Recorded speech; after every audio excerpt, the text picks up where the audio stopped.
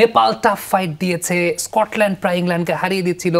অদূর ভবিষ্যৎ আইসিসি যেভাবে গ্লোবালাইজেশন করছে টি-20 ক্রিকেটে, অদূর ভবিষ্যতে এরকম কি কখনো দেখা যাবে যে বাংলাদেশ বিশ্বমঞ্চে খেলছে আর্জেন্টিনার সঙ্গে? দেখা যাবে না, দেখা গিয়েছে।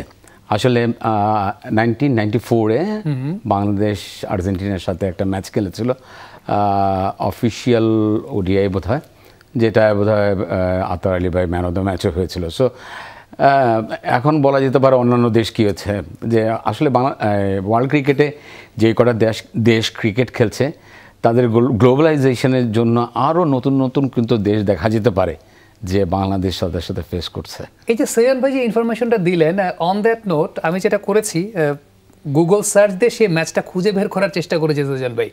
বাংলাদেশ আর্জেন্টিনার সঙ্গে খেলেছে এবং সেটা ছিল ABN AMRO ICC trophy. Really Bangladesh আর্জেন্টিনার সঙ্গে ক্রিকেটে খেলেছে। বাংলাদেশ, আমি জানি আর্জেন্টিনার ফুটবলের অনেক সমর্থক, এবং সেই ম্যাচটার স্কোর কার্ডটা যদি একটু দর্শকদেরকে শোনাই, আর্জেন্টিনা আগে ব্যাটিং করে 120 রান করেছিল। নান্নু ভাই প্রথম উইকেট পেয়েছিলেন, টনি ফার্গুসন ওই ব্যাটারটা 11 রান করেছিলেন। জাহাঙ্গীর আলম তালুকদার, আমি তাকে চিনি না আসলে, জিসানের বাবা, আচ্ছা জিসানের বাবা, উনি বোলিং করেছিলেন ওই ম্যাচে, জাহাঙ্গীর আলম তালুকদার। দেন আতার ভাই একটা উইকেট নিয়েছিলেন, আর একটা ব্যাটসম্যান 11 রান করে আউট হয়েছেন। গোলাম নওশের প্রিন্স ভাই, যার কথা আমরা বলি যে আমেরিকার টিমের এখন তিনি বর্তমানে ক্রিকেট অফিসের দায়িত্বে আছেন, তিনি ডোনাল্ড ফরেস্টার নামে একজন ব্যাটসম্যানকে আউট করেছিলেন।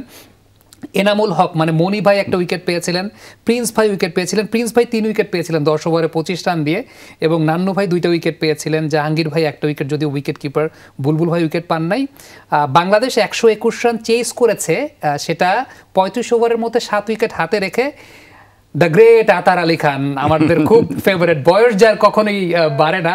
আতার ভাই 41 রান করেছিলেন, জাহাঙ্গীর ভাই 37, ফারুক আহমেদ বাংলাদেশের চিফ সিলেক্টর, সাবেক চিফ সিলেক্টর, তিনি 12 রান করেছিলেন, বুলবুল ভাই 15, নান্নু ভাই 8, নট আউট ছিলেন।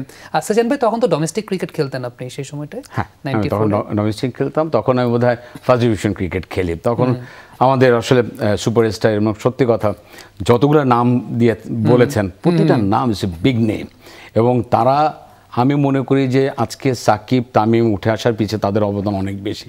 ইভেন এখন পর্যন্ত কিন্তু যদি পাবলিক প্লেসে যায় নান্নু ভাই, বুলবুল ভাই, আতার ভাই, আকরাম ভাই, সুইন ভাইয়ের নাম বলা যায়, তাদের কিন্তু সবাই চেনে, বিকজ অফ তারা কিন্তু একটা বড় লং টার্ম ধরে কিন্তু ন্যাশনাল টিমকে সার্ভিস দিয়েছে।